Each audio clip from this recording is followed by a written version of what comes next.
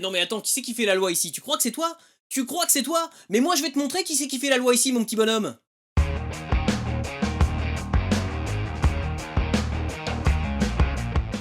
Salut à vous pauvres mortels et bienvenue sur Comics Rise, la chaîne qui lit à travers les pages de vos comics. Si on se retrouve aujourd'hui, c'est pour faire un peu de tourisme à Mega City One. En 1977, l'éditeur anglais IPC décide de surfer sur la vague annoncée de films de science-fiction en sortant un magazine de bande dessinée dédié au genre 2000 AD. Parmi les auteurs recrutés pour écrire le contenu, on compte John Wagner et Pat Mills, deux noms qui marqueront profondément l'histoire de la BD britannique. Ensemble, ils développent le concept d'un flic sans pitié devant faire régner l'ordre dans une mégalopole futuriste bâtie sur les ruines d'un monde dévasté par un conflit nucléaire. Le dessinateur Carlos Ezquerra va se joindre à eux pour donner naissance à Judge Dredd, bande dessinée dystopique au ton acide et irrévérencieux, dans laquelle anticipation et critique sociale font bon ménage. Apparu pour la première fois dans le deuxième numéro de 2000 AD, Joseph Dredd est l'une des figures incontournables des juges, sorte de super flics formés à affronter les plus dangereux criminels de Mega City One. À la fois jurés, juges et bourreaux, ils ont pour mission d'interpeller ceux qui enfreignent la loi, de prononcer leur peine et de la mettre immédiatement à exécution, simplifiant ainsi au maximum le système judiciaire d'une ville de plusieurs centaines de millions d'habitants, gangrénée par le chômage, le crime et les inégalités sociales. Plus qu'une simple fonction, devenir juge est un véritable sacerdoce, et malgré leur formation et leur équipement à la pointe de la technologie, de nombreuses jeunes recrues périssent rapidement face aux délinquants toujours plus brutaux de Mega City One. Et dans ce monde hostile, le juge Dredd est un véritable symbole.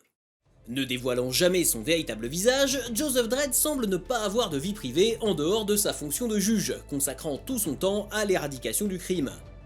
Inflexible et tenace, pour ne pas dire hargneux, Dredd se montre dès ses premières aventures comme un héros psychorigide aux méthodes expéditives, ne dérogeant sous aucun prétexte à la loi.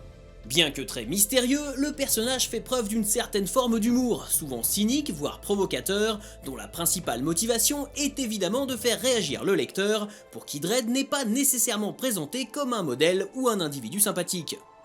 Celui dont on apprendra plus tard qu'il est en fait un clone du juge suprême Fargo, au même titre que son frère Rico, est incontestablement le plus dévoué à la cause de Mega City One.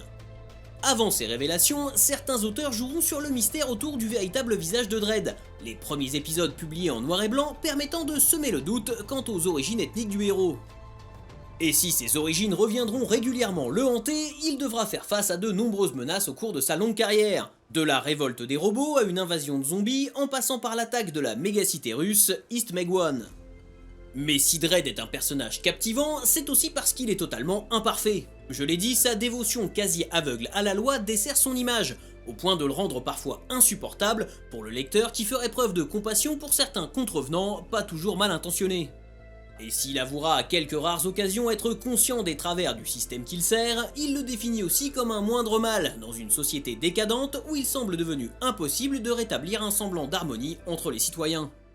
Et Judge Dredd, bien au-delà du personnage principal, c'est surtout un univers. Les premières aventures de Dredd prennent place en 2099, et le temps s'y écoule au même rythme que dans le monde réel, ce qui permet à son univers de s'étoffer de façon cohérente et progressive, enrichissant un background toujours plus anxiogène et menaçant. Ainsi, on découvrira rapidement qu'au-delà des murs de Mega City One, criminels cannibales et mutants font régner la terreur dans les ruines radioactives du continent nord-américain, désormais appelé Terre Maudite. Si d'autres villes comme Mega City 2 existent, elles sont les derniers bastions d'une civilisation à l'agonie sur une planète devenue hostile, si bien que la vie elle-même finit par ne plus y avoir de sens. Cette ambiance de mort, où l'espoir semble avoir disparu, est bien évidemment propice aux dérives les plus violentes de la part d'une population livrée à elle-même. D'ailleurs, bien qu'étant en théorie présents pour protéger la population, les juges sont perçus par beaucoup d'habitants de Mega City One comme des fauteurs de troubles, perturbant leur quotidien difficile et venant mettre leur nez dans leurs magouilles et leurs petits trafics. Ce qui nous amène au véritable rôle de Dredd. Malgré un contexte difficile, la société en décomposition de Mega City One tente de garder un semblant de justice, et les juges se doivent d'être sans pitié s'ils veulent la faire respecter. Ce système autoritaire, qui ne mise que sur une répression musclée, est donc un paradoxe, frôlant le totalitarisme, voire le fascisme dans son idée d'une soumission absolue de la population dans un intérêt commun hypothétique, tout en obtenant des résultats pour le moins dérisoires. Par nature, le cliché du héros solitaire implacable est le reflet d'une société en échec, dans laquelle un système judiciaire incompétent et parfois corrompu est supplanté par des individus s'improvisant justiciers et adoptant généralement des méthodes expéditives. Si cela est valable pour des personnages comme le Punisher, et même pour Batman dans une certaine mesure, le cas de Dredd est légèrement différent. En effet, Joseph Dredd n'est pas un super-héros, ni même un personnage opposé ou complémentaire à un système en place. Il fait partie intégrante du système et en est même un farouche défenseur. L'ordre en place à Mega City One est imparfait, cherchant à maintenir les codes d'un passé aux vertus fantasmées dans un monde qui n'a plus rien de semblable au nôtre. Dredd est un personnage dévoué à ce système, parfois inhumain et résolument acide, et il est évident qu'il ne représente pas le véritable état d'esprit de la série et de ses créateurs. Plus un protagoniste sera extrême dans ses réactions et ses prises de position, plus il sera violent et inflexible, et plus le lecteur aura tendance à s'attacher à lui. Non pas parce qu'il reflète ses convictions ou ses tendances les plus funestes, mais plutôt parce que, comme dans tout récit dystopique, apocalyptique ou d'anticipation au sens large, ses comportements ne font que dénoncer de façon exacerbée les travers de notre société actuelle. De là à dire qu'un fasciste serait le héros punk par excellence dans la fiction, il n'y a qu'un pas. Quoi qu'il en soit, l'amour du public pour les anti-héros les plus sombres n'est plus à démontrer, et Dredd tient, à n'en pas douter, une place toute particulière dans le cœur des lecteurs de comics. Et bien sûr, vous avez le droit de ne pas être d'accord avec mon analyse, donc quoi qu'il en soit, n'hésitez pas à me donner votre avis dans les commentaires. La série a connu 2 adaptations au cinéma. La première en 1995 avec Sylvester Stallone dans le rôle titre est aujourd'hui considérée comme kitsch et totalement hors de propos, ne respectant pas la sacro-sainte règle selon laquelle Dredd ne doit pas montrer son visage. De mon côté, je vous avoue avoir beaucoup de sympathie pour ce film, qui bien que bourré de défauts, sauve la face grâce à l'adaptation sur grand écran de quelques chouettes concepts de l'univers du personnage et à des practical effects pas dégueulasses. Ça n'en fait pas une bonne adaptation, mais un divertissement honnête à la gloire de la superstar Stallone qui se regarde en mode popcorn. En 2012, c'est Karl Urban qui enfile le casque du plus impitoyable juge de Mega City One dans Dredd, nouvelle adaptation au cinéma, cette fois-ci beaucoup plus respectueuse du matériau d'origine. Passé un peu sous les radars, sans doute à cause de la mauvaise réputation de son prédécesseur, Dredd est un excellent huis clos qui mérite sincèrement qu'on y jette un œil, et qui pour moi fait partie des meilleures adaptations de comics à l'écran.